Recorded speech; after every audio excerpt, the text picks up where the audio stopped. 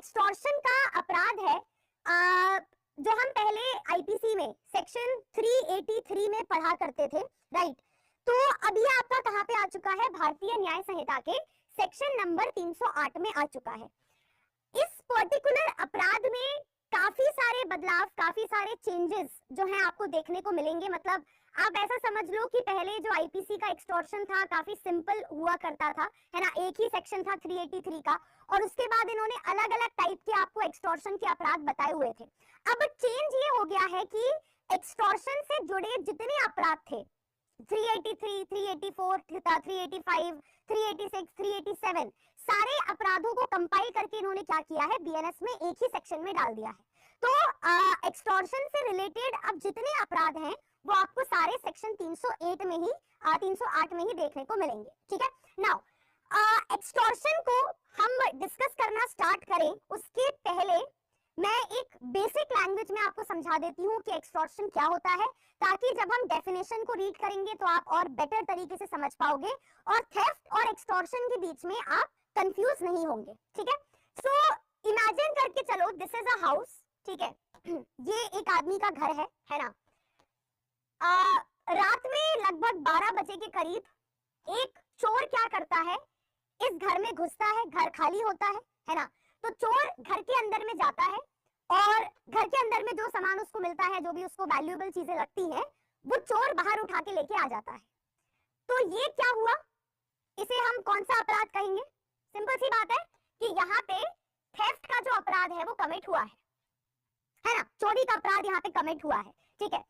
अब चोरी का अपराध यहाँ पे कैसे कमिट हुआ है, क्योंकि भाई चोरी के अपराध के सारे एसेंशियल्स यहाँ पे मीट हो रहे हैं, है ना, कि एक आदमी का घर है, आप किसी के घर में जाते हैं, उसके घर में से सामान उठा के लेके आ जाते हैं, मूवेबल प्रॉपर्टी आप किसी के घर में से उठा के लेके आ गए बिना उससे पूछे, बिना उसकी कंसेंट के, और वो सामान उसके पोजेशन में था, ठीक है। तो थेफ्ट हम सबको क्लियर है कि थेफ्ट क्या होता है। अब एक और एग्जांपल का अपन यहाँ पे एक और एग्जांपल लेते हैं, है ना।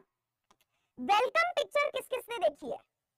तो वेलकम पिक्चर में एक सीन है और उसी सीन को कहा जाता है एक्सटॉर्शन, ठीक है। वेलकम पिक्चर में एक सीन होता है, सीन कुछ इस तरीके से होता है कि जो आपके परेश रावल हैं, है ना, ये बैठे होते हैं अपनी बीवी के बुटीक में। परेश रावल अपनी बीवी के बुटीक में बैठे हुए होते हैं, राइट। वहां पे इनको मजनू भाई कॉल करते हैं और मजनू भाई कॉल करके पूछते हैं कि हाँ घुंगरू सेठ, धंधा पानी कैसा चल रहा है? तो परेश रावल इज लाइक कि धंधा पानी फर्स्ट क्लास चल रहा है और नोटों की तो बारिश हो रही है। तो मजनू भाई कहते हैं कि जब नोटों की बारिश हो रही है तो कुछ छींटे हमारे ऊपर भी डाल दो, है ना, तो जल्दी से इतना इतना खोका जो है वो भेजो। तो परेश रावल उनसे कहता है कि तेरी माँ यहाँ छोड़ के गई थी कि तेरा भाई या तेरी बहन, समथिंग लाइक दैट, है ना। तो मजनू भाई कहते हैं कि भाई चुपचाप से भेजो, नहीं तो तुम्हारी फैमिली को जो है 3 से क्या कर देंगे, 6 कर देंगे, राइट।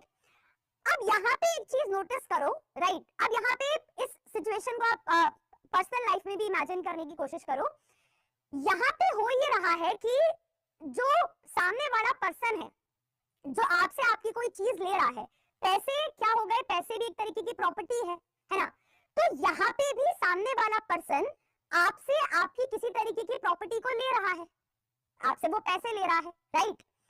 लेकिन यहाँ पे डिफरेंस ये हो रहा है कि यहाँ पे मजनू भाई, मतलब जो आदमी तुम्हारी प्रॉपर्टी गलत तरीके से ले रहा है, वो तुमसे खुद आके प्रॉपर्टी नहीं लेके जा रहा, तुम बल्कि उसको जाके अपनी प्रॉपर्टी देके आ रहे हो। उस आदमी ने तुम्हें धमकी दी कि तुम्हारी 3 की फैमिली को मैं 6 कर दूंगा, ठीक है, और अगर ऐसा नहीं चाहते हो तो एक खोका मुझे देके जाओ। तो परेश रावल आता है और मजनू भाई को क्या करता है, एक खोका जो है वो देके चला जाता है। तो यहाँ पे अब इस चीज को, इस पूरी सिचुएशन को अगर आप चोरी के अपराध से कंपेयर करो, तो चोरी के अपराध में जो अपराधी होता है पूरी मेहनत उसे करनी पड़ती है ना, कि जाऊं भी मैं, चोरी भी करूं मैं और सामान भी लेके आऊं मैं। लेकिन एक्सटॉर्शन के अपराध का एक फायदा होता है कि एक्सटॉर्शन के अपराध में आपको खुद जाके सामान नहीं लाना पड़ता। जिसका तुम सामान ले रहे हो ना, जो मालिक है सामान का, जिसके पास भी पोजेशन है सामान का, वो आदमी खुद चल के आके तुम्हें क्या करता है, सामान देके जाता है। तो ये सबसे बड़ा डिफरेंस होता है थेफ्ट में और आपके एक्सटॉर्शन में। थेफ्ट में खुद गए, सामान चुराया, लेके आ गए। एक्सटॉर्शन में क्या हुआ जो सामने वाला पर्सन है वो आके खुद तुम्हें क्या करता है, सामान सौंप के जाता है।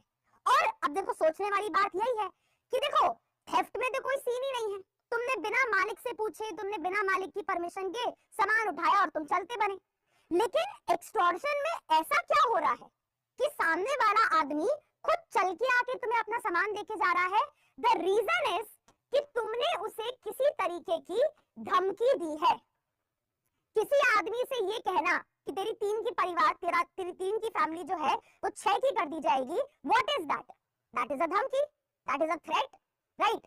किसी आदमी से ये कहना कि मैं तेरे बीवी बच्चों को मार दूंगा, what is that? That's a धमकी। किसी आदमी से ये कहना कि मैं तेरे खिलाफ झूठा पुलिस का केस फाइल करवा दूंगा, what is that? That is a धमकी। तो एक्सटॉर्शन में द ओनली रीजन कि सामने वाला व्यक्ति खुद चल के आके तुम्हें अपनी प्रॉपर्टी सौंप के जा रहा है, उसका रीजन ये है कि तुमने उसे धमकी दी है। और धमकी आपने क्या दी है कि आप उस व्यक्ति को इंजरी पहुंचाएंगे। अगर आप सामने वाले पर्सन से जो उसकी प्रॉपर्टी मांग रहे हैं वो अगर उसने आपको नहीं दी तो आप उसको इंजरी पहुंचाएंगे। इंजरी में आ जाता है सब कुछ। इंजरी में आपकी रेप्यूटेशन भी आती है। सामने वाला आपको कह रहा है मैं तेरी इज्जत की धज्जियां उड़ा दूंगा, दैट इज आल्सो इंजरी। सामने वाला पर्सन आपको कह रहा है मैं तेरे घर के चिथड़े उड़ा दूंगा, दैट इज आल्सो इंजरी। सामने वाला कह रहा है कि मैं तुझे बम से उड़ा दूंगा, दैट इज आल्सो इंजरी। सामने वाला कह रहा है मैं तेरे बीवी बच्चों को किडनैप कर लूंगा, दैट इज आल्सो इंजरी। तो इंजरी तो किसी भी तरीके की हो सकती है। It can B mind, it can B body, it can be property, it can B reputation, है ना? तो ये जो दो चीजें हैं ये एक्सटॉर्शन के अपराध के मेन एसेंशियल्स होते हैं। पहला, यहाँ पे तुम प्रॉपर्टी चुरा के लेके नहीं आते हो, सामने वाला प्रॉपर्टी देके जाता है। और क्यों देके जाता है? क्योंकि तुमने उसको धमकी दी है कि तुम उसे इंजरी पहुंचाओगे अगर उसने तुमको प्रॉपर्टी नहीं दी तो। ठीक है, क्या ये बात समझ में आ गई सब लोगों को? अब यहाँ पे एक और बात समझ लीजिए ताकि आगे जाके इन द नियर फ्यूचर आप रॉबरी के अपराध में कंफ्यूज ना हो, है ना? यहाँ पे इस पर्टिकुलर सिचुएशन में, जो ये सिचुएशन मैंने आपको इमेजिन करने को कही कि अनिल कपूर परेश रावल से कह रहा है कि तुम हमें पैसे देके जाओ, एक खोखा देके जाओ, नहीं तो तेरी 3 की फैमिली को अपन 6 कर देंगे, है ना? यहाँ पे धमकी दी जा रही है, राइट? लेकिन एक डिफरेंस है। यहाँ पे धमकी ऐसे दी जा रही है कि जो सामने वाला पर्सन थ्रेट दे रहा है वो तुम्हारे सामने नहीं खड़ा है। मजनू भाई कहीं और है और घुंगरू सेठ कहीं और है और वो फोन पे आपस में बात कर रहे हैं। तो मतलब अगर यहाँ पे इस पर्टिकुलर सिचुएशन में मजनू भाई घुंगरू सेठ को कह भी रहे हैं कि तेरी 3 के परिवार को मैं 6 कर दूंगा अगर तूने एक खोखा नहीं दिया, तो यहाँ पे घुंगरू सेठ को ऐसा नहीं लगेगा कि ये अभी मेरी 3 की फैमिली को 6 कर देगा। रीजन भी क्योंकि वो व्यक्ति आपके सामने खड़े होकर आपको धमकी नहीं दे रहा है। ठीक है, तो एक्सटॉर्शन में एक चीज आपको समझनी है कि ये जो धमकी दी जाती है ना, ये जो थ्रेट दिया जाता है इंजरी कॉज करने का, वो थ्रेट इमीडिएटली इंप्लीमेंट नहीं होता। सिंपल सा एग्जांपल, मैंने अगर आपसे कहा कि अगर आपने मुझे आज रात तक 10 लाख रुपए नहीं दिए तो मैं आपके खिलाफ झूठी एफआईआर लिखवा दूंगी।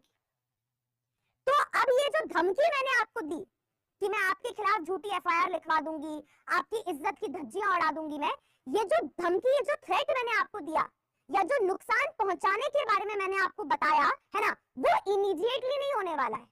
मैं बाद में जाके एफआईआर लिखवाऊंगी, है ना, फिर लोगों को आपकी एफआईआर के बारे में पता चलेगा, फिर कहीं जाके आपकी बदनामी होगी। तो मतलब जो थ्रेट में, जो धमकी में आपको इंजरी पहुंचाने के बारे में बात की जा रही है ना, ये इंजरी आपको अभी नहीं पहुंचेगी। It's not reaching you immediately. उसका इफेक्ट, उस इंजरी का इफेक्ट आपको बाद में देखने को मिलेगा। जैसे मैं कहूं कि यार या तो मेरे को 10 खोखे भेज, नहीं तो मैं तेरे बीवी बच्चों को उठा लूंगा। तो अभी मैं तुम्हारे बीवी बच्चों के सामने नहीं खड़ी हूँ कि मैं तुरंत उनको उठा के लेके भाग जाऊंगी। जब तुम मुझे नहीं दोगे तो फिर मैं जाऊंगी और फिर मैं कहीं जाके तुम्हारे बीवी बच्चों को जो है उठा के लेके आऊंगी। तो ये वाला पॉइंट कि इंजरी का जो थ्रेट है यहाँ पे वो इमीडिएट नहीं है, ये ध्यान रखना ताकि आगे जाके आप रॉबरी के अपराध में कंफ्यूज ना हो, क्योंकि यही डिफरेंस है एक्सटॉर्शन के अपराध को और रॉबरी के अपराध को। यही पॉइंट क्या करता है, डिफरेंशिएट करता है। ठीक है, चलो अब एक बार हम सेक्शन को रीड कर लेते हैं। अब सेक्शन में लिखा है, अब एक बार सेक्शन को रीड करेंगे तो आपको चीजें समझ में आ जाएंगी, ठीक है। यहाँ पे लिखा है कि whoever intentionally, अब देखो सिंपल सी बात है, तुम अगर सामने वाले पर्सन को धमका रहे हो, तुम अगर उसके साथ एक्सटॉर्शन कर रहे हो, तुमसे कोई करवा नहीं रहा है ये, है ना, आप अपनी मर्जी से कर रहे हैं, you are under no pressure, आपसे कोई करवा नहीं रहा है, राइट।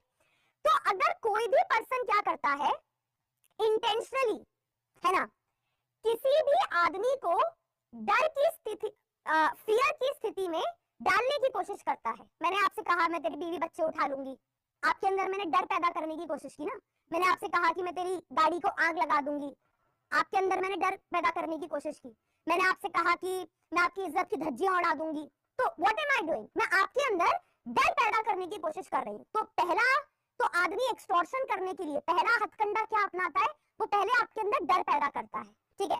अच्छा, अब डर किस चीज का पैदा करेगा, कि वो आपको कोई ना कोई इंजरी पहुंचाएगा, तो इंजरी कैन बी एनीथिंग, वो तुम्हारी हड्डियां तोड़ देगा, वो तुम्हारी गाड़ी फोड़ देगा, वो तुम्हारी इज्जत की धज्जियां उड़ा देगा, इट कैन बी एनीथिंग, ठीक है।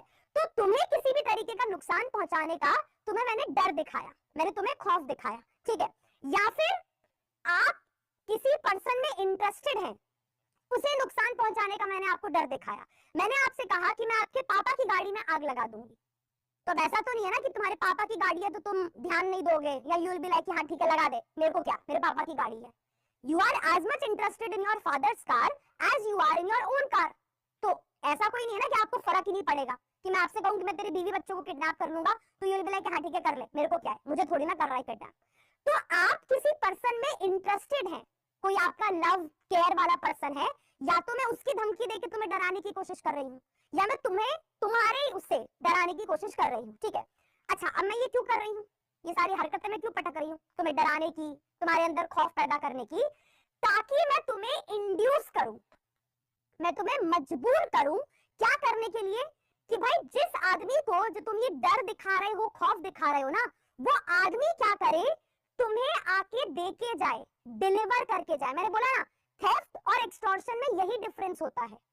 थेफ्ट में तुम गए और सामान जाके चुरा के लेके आए, यहाँ पे जिससे तुम सामान लेना चाह रहे हो ना, वो आके तुम्हें सामान देके जाएगा, वो तुम्हें डिलीवर करके जाएगा, ठीक है। कोई भी चीज, it can be any property. अब ये आपका थेफ्ट के अपराध का दूसरा डिफरेंस बन जाता है, क्योंकि थेफ्ट के अपराध में हमने क्या पढ़ा था कि वहां पे तो होनी चाहिए मूवेबल प्रॉपर्टी, आप किसी के घर की चोरी थोड़ी ना कर सकते हैं, आप किसी के पेड़ की चोरी थोड़ी ना कर सकते हैं, तो थेफ्ट में तो सिर्फ मूवेबल प्रॉपर्टी चाहिए होता है। लेकिन यहाँ पे इन्होंने क्या लिख दिया, एनी प्रॉपर्टी, मतलब मूवेबल हो या इमूवेबल हो, उससे कोई फर्क नहीं पड़ता। अब आप सोचोगे कि यार इमूवेबल प्रॉपर्टी का एक्सटॉर्शन कैसे किया जाता है, मुझे तुम्हारी जमीन चाहिए, मैंने तुमसे कहा कि तुम्हारी ये जो 1 या 2 एकड़ जमीन है ना तुम्हारी पड़ी हुई, तुरंत इसके कागजात बनाओ और कागजात में ये लिखवाओ कि आज से वो 2 एकड़ जमीन जो है वो मेरी है, और अगर तुमने ऐसा नहीं किया तो शाम को मेरे आदमी आके तुम्हें ठोक डालेंगे। इस तरीके से मैंने तुमको धमकी दी, ठीक है। अब जो तुम्हारी जमीन है that is a immovable property, लेकिन मैंने आपसे क्या किया, उस प्रॉपर्टी को अपने आप को डिलीवर करवा लिया, क्योंकि मैंने उसके पेपर आपसे बनवा लिए। तो इट कैन बी एक्सटॉर्शन किसी भी प्रॉपर्टी का किया जा सकता है, ठीक है। या फिर it can be any valuable security, कोई भी चीज, मैंने आपसे कोई चेक मंगवा लिया, कोई भी चीज जिसकी वैल्यू आकी जा सकती है, जो वैल्यूएबल चीज है, सोना हो गया, पैसा हो गया, प्रॉपर्टी के कागजात हो गए, गाड़ी के पेपर हो गए, है ना, एनीथिंग, तुम्हारे कहीं पे कोई तुम्हारा शेयर्स का अकाउंट है वो मैंने अपने नाम पे करवा लिया, है ना, कोई भी चीज, ठीक है। तुम्हारे नाम पे कोई लॉकर है किसी बैंक में, वो लॉकर मैंने अपने नाम पे करवा लिया, ठीक है। और एनीथिंग साइंड और सील्ड। मैंने तुमसे कहा कि देखो यार ऐसा है कि हमारे पिताजी जाते वक्त ये जो जमीन है अपन 2 लोगों के नाम करके गए थे, है ना, 2 बच्चों में बराबरी से प्रॉपर्टी डिवाइड करके गए थे। अब ये है कागजात, और इस कागजात पे साइन करके ये कहो कि तुम्हें आज से उस प्रॉपर्टी में कोई इंटरेस्ट नहीं है, और पिताजी जब तुम्हारे नाम प्रॉपर्टी छोड़ के गए हैं वो भी आज से मेरी है, इस कागजात पे साइन करके दो, अदरवाइज तुम्हारे बीवी बच्चे गए। तो मैंने तुमसे क्या किया, किसी पेपर पे सिग्नेचर करवा लिया, या मैंने तुमसे कहीं पे ठप्पा करवा लिया, सील जो है वो करवा लिया, जिसे बाद में अपन क्या करेंगे, वैल्यूएबल सिक्योरिटी में कन्वर्ट करेंगे। भाई मैंने तुमसे पेपर पे साइन करवा के ये लिखवा लिया कि आज से तुम्हें पिताजी की जमीन में कोई इंटरेस्ट नहीं है, पिताजी की पूरी संपत्ति मेरी है, तो वो पेपर मेरे लिए तो वैल्यूएबल सिक्योरिटी बन गया ना, क्योंकि मेरे हिस्से तो पूरी संपत्ति पूरी जायदाद आ रही है, ठीक है।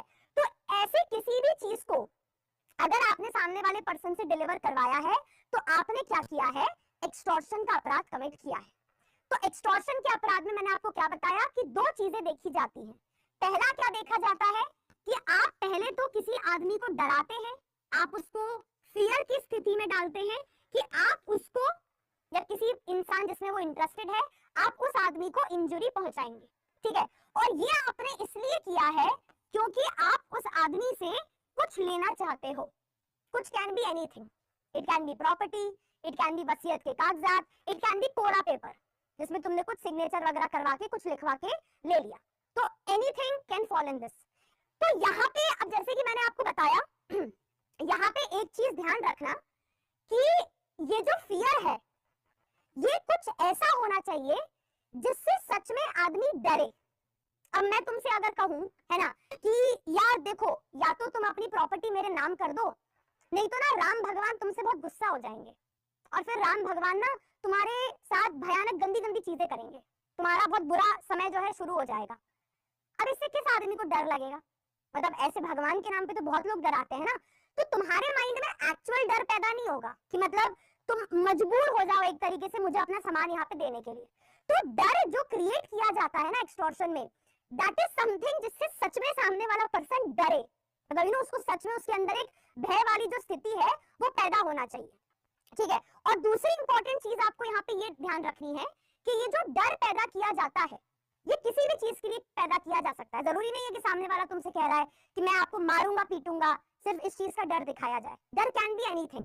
एक एग्जांपल मैं आपको लेके बताती हूँ कि मान लो आपको पता है कि आपके फ्रेंड का है ना किसी के साथ एक्स्ट्रा मैरिटल अफेयर चल रहा है। आपने अपने फ्रेंड को बोला कि देख ऐसा है, तेरा जो फ्लैट है फलाना फलाना इलाके में, उस फ्लैट को तू मेरे नाम कर दे, नहीं तो मैं तेरी बीवी को जाके बता दूंगा कि तेरा एक्स्ट्रा मैरिटल अफेयर चल रहा है, या मैं दुनिया भर में एक्सपोज कर दूंगा कि तेरा एक्स्ट्रा मैरिटल अफेयर जो है वो चल रहा है। This is also what, this is extortion. भाई दुनिया में अगर पता चल गया कि इसका एक्स्ट्रा मैरिटल अफेयर चल रहा है तो रेप्यूटेशन को जो है वो हार्म पहुंचेगा ना।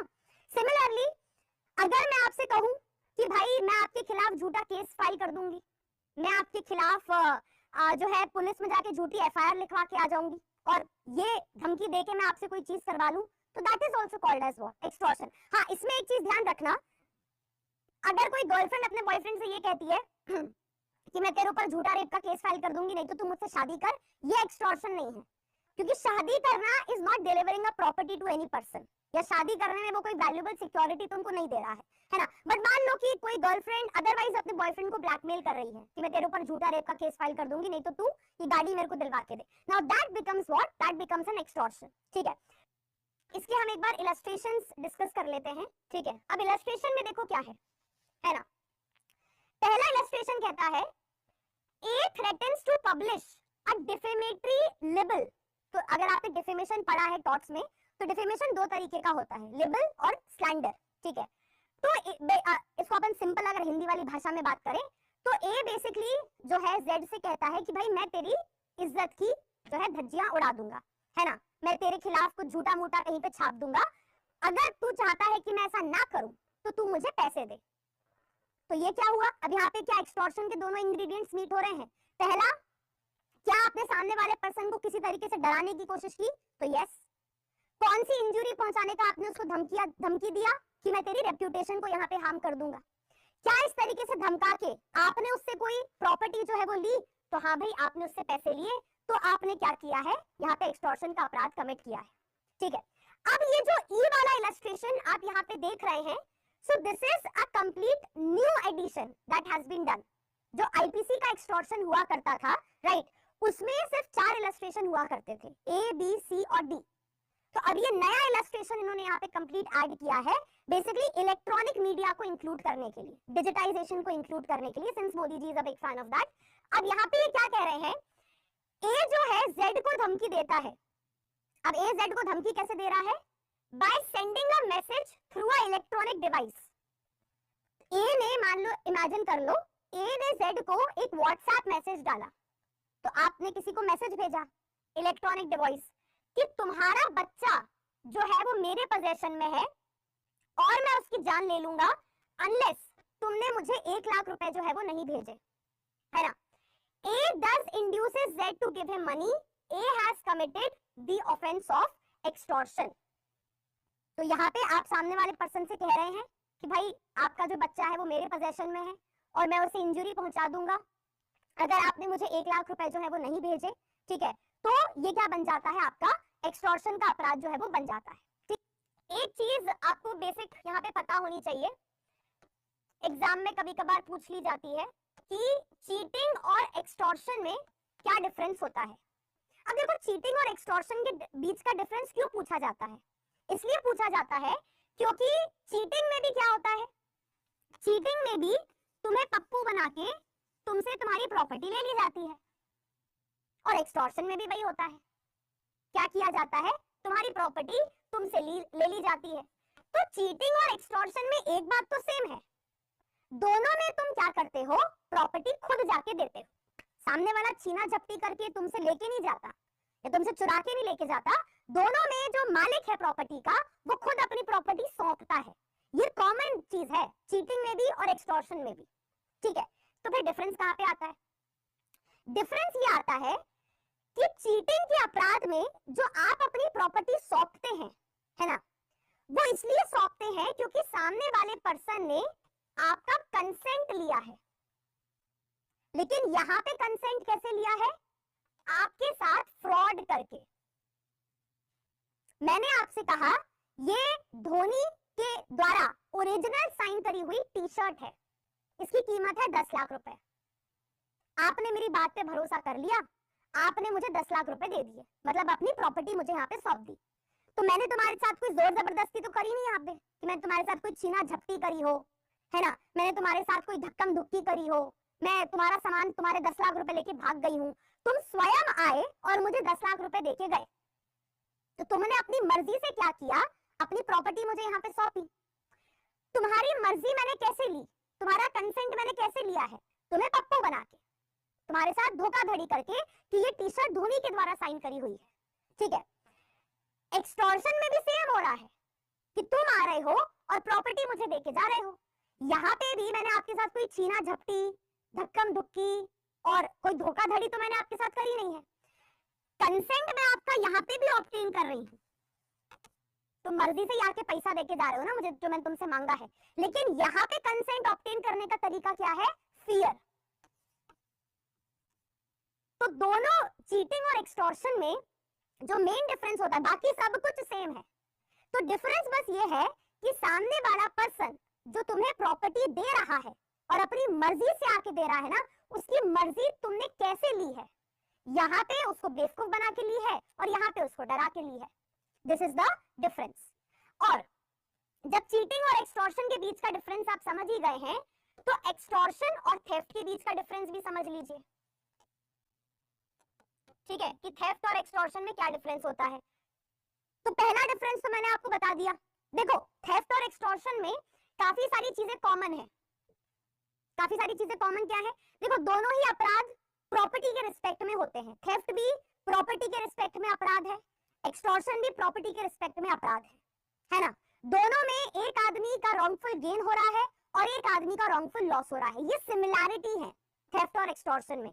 डिफरेंस कहां पे आता है, डिफरेंस आपका यहाँ पे आता है कि थेफ्ट में आपको सामने वाले पर्सन का कंसेंट नहीं लेना पड़ता।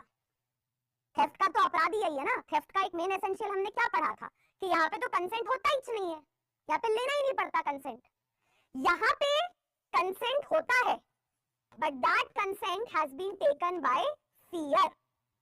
तो यू कैन से कि यहाँ पे फ्री कंसेंट नहीं है, कंसेंट है बट फ्री कंसेंट नहीं है, ठीक है। दूसरा अपराध क्या, दूसरा आपका डिफरेंस क्या हो जाता है, दूसरा डिफरेंस ये हो जाता है कि थेफ्ट का जो अपराध है that is only with respect to movable property, और किसी चीज को तुम नहीं चुरा सकते। यहाँ पे we saw it can be anything, it can be movable और योर इमूवेबल प्रॉपर्टी, ठीक है। तीसरा अपराध आपका क्या हो जाता है कि थेफ्ट में ये सारी चीजें आपको नहीं देखने को मिलती। फियर, इंजुरी, डराना, धमकाना, है ना, सामने वाले को मजबूर करना, इंड्यूस करना, ठीक है, फियर, इंजुरी, ये सब कुछ, ये सारे एलिमेंट्स थेफ्ट में मिसिंग है। मतलब कुछ भी गलत काम ऐसा उस टाइप का नहीं हो रहा है थेफ्ट के अंदर में, लेकिन यही सारे एलिमेंट्स एक्सटॉर्शन में प्रेजेंट हैं। एक्सटॉर्शन में सब कुछ होता है, यहाँ डर भी होता है, यहाँ इंजुरी भी होती है किसी तरीके की, और यहाँ पे आपका मजबूर करना भी होता है, यहाँ पे इंड्यूसमेंट भी आपका होता है ना। और चौथा डिफरेंस जो आपका बनता है दैट इज कि थेफ्ट में सामने वाला पर्सन प्रॉपर्टी डिलीवर नहीं करता है। There is no delivery of property over here. तुम गए सामान चुरा के लेके आ गए, लेकिन एक्सटॉर्शन में there is always delivery of property, सामने वाला खुद आके देके जाता है। ये बात समझ में आ गई? अब इसकी पनिशमेंट हम देख लेते हैं। पनिशमेंट में थोड़ा सा बदलाव इन्होंने बस किया है, बाकी सब कुछ आपका सेम है ना। बस इसको बढ़ा के यहाँ पे 7 साल कर दिया गया है।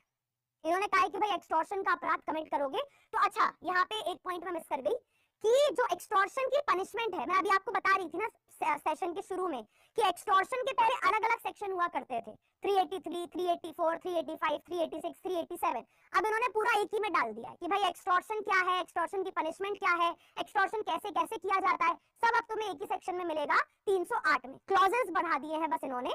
क्लॉज नंबर 1 एक्सटॉर्शन की डेफिनेशन देता है, क्लॉज नंबर 2 उसकी पनिशमेंट के बारे में बताता है, और नीचे के जो क्लॉजेस हैं वो आपको अलग अलग तरीके के एक्सटॉर्शन के बारे में बताता है।